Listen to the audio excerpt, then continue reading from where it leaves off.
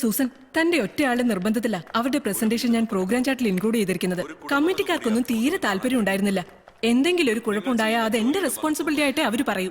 നിരുപമെ തനിക്ക് അറിയാഞ്ഞിട്ടാ അവളുടെ സ്പീച്ച് കേൾക്കാൻ ഞങ്ങൾ ഫ്രണ്ട്സ് കാത്തിരുന്നിട്ടുണ്ട്. അത് കോളേജില് 10-15 വർഷം മുൻപ്. ഇത് ക്രൗഡ് വേറെയാ. കേരളത്തിലെ ടോപ്പ് ആർക്കിടെക്ട്സ്, പോരാഞ്ഞതിന് മന്ത്രി കളക്ടറും. Madam, excuse me. ഞാൻ എന്റെ വാക്കുകൾ അവസാനിപ്പിക്കുന്നു. നന്ദി.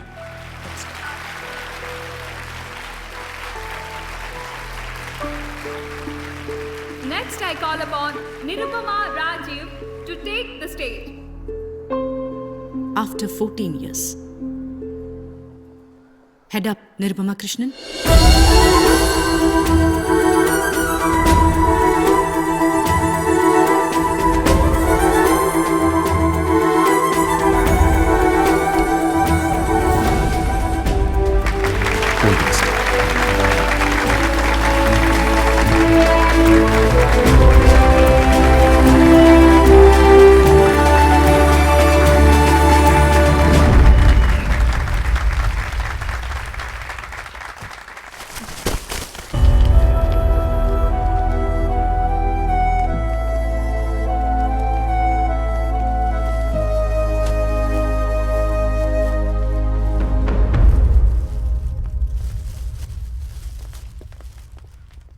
താങ്ക്സ്.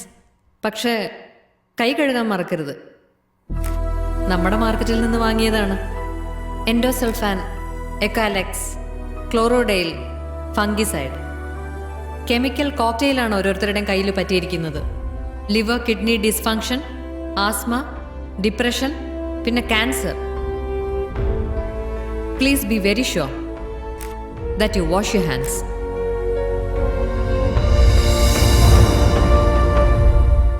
വൈറ്റമിൻ എ കണ്ണിന്, സി രോഗപ്രതിരോധ ശക്തിക്ക്, ബി കോംപ്ലെക്സ് നാഡീവ്യൂഹത്തിന്. പക്ഷെ അത് പഴയ കഥ. നമ്മുടെയൊക്കെ പൂർവികർ പറമ്പിലിറങ്ങി പണിയെടുത്തിരുന്ന കാലത്തോളം പഴക്കമുള്ള മുത്തശ്ശി കഥ. ആഴ്ചയിൽ 7 ദിവസവും എല്ലാ വൈറ്റമിനും നൽകിയിട്ടും മാസത്തിൽ ഏറ്റവും കുറഞ്ഞത് ഒരിക്കലെങ്കിലും നമ്മുടെ കുട്ടിയുമായി ശിശുരോഗ വിദഗ്ധന്റെ അപ്പോയിന്റ്മെന്റിനായി നമ്മൾ കാത്തു നിൽക്കുന്നു. പനിക്കും ജലദോഷത്തിനും വിളർച്ചയ്ക്കും വയറുവേദനയ്ക്കും ഒക്കെ അദ്ദേഹം മരുന്ന് കുറിച്ച് തരുമ്പോൾ തൽക്കാലം അത് കുറയുന്നത് കണ്ട് നമ്മൾ ആശ്വസിക്കുന്നു. വീണ്ടും അടുത്ത മാസം അതേ ഡോക്ടറുടെ അടുത്ത് എത്തും വരെ.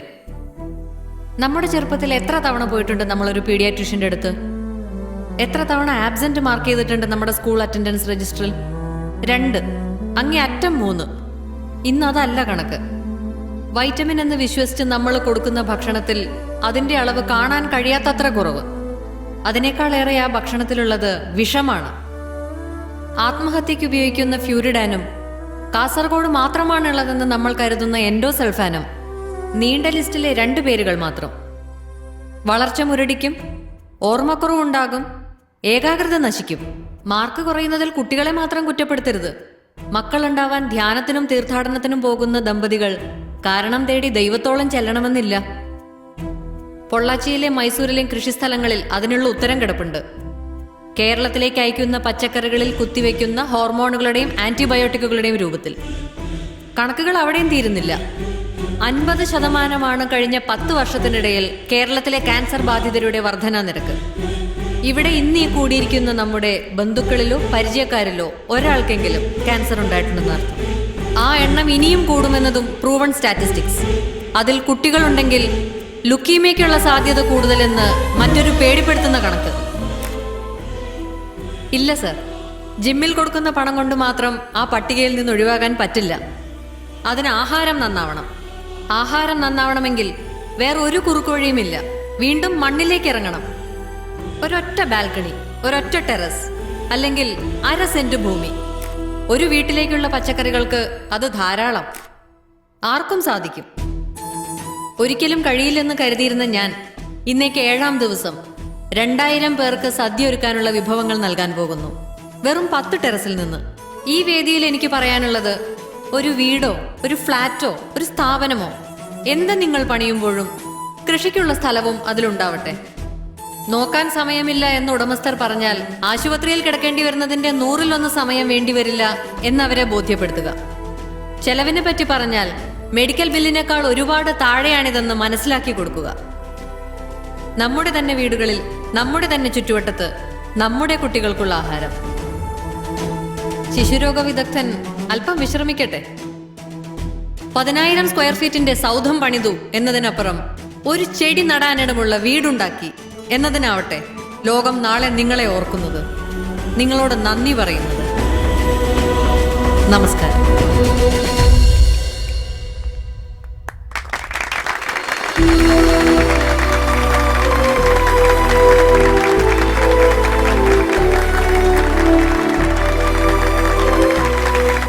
ഏതൊരു മീറ്റിംഗ് പോലെയും ഒന്ന് വന്നു പോവാം എന്ന് വിചാരിച്ചാണ് ഇവിടെ എത്തിയത്.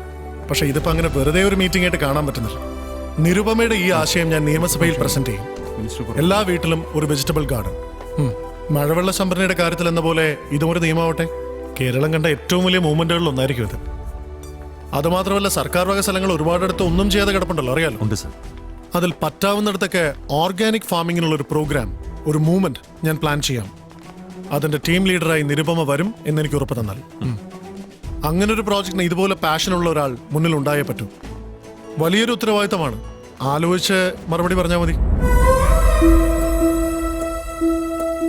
ഞാൻ റെഡിയാണ് സർ.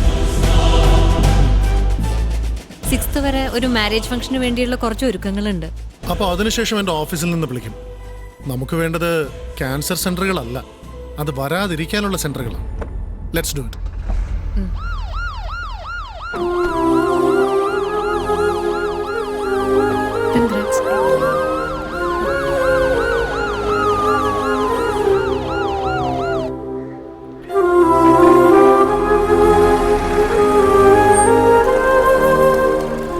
വാ, കയറിയിട്ട് പോവാം. അയ്യോ, ഇന്ന് പറ്റില്ല. ഞാൻ പറഞ്ഞില്ലേ 7 മണിക്കൊരു അപ്പോയിന്റ്മെന്റ്. Bye by.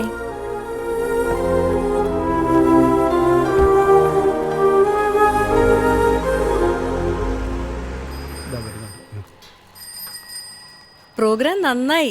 മിനിസ്റ്റർ ഒരു പ്രപ്പോസൽ വെച്ചു, ഞാനത് ഏൽക്കുകയും ചെയ്തു. എന്താ മോളകത്തൊട്ടിയില്ലേ?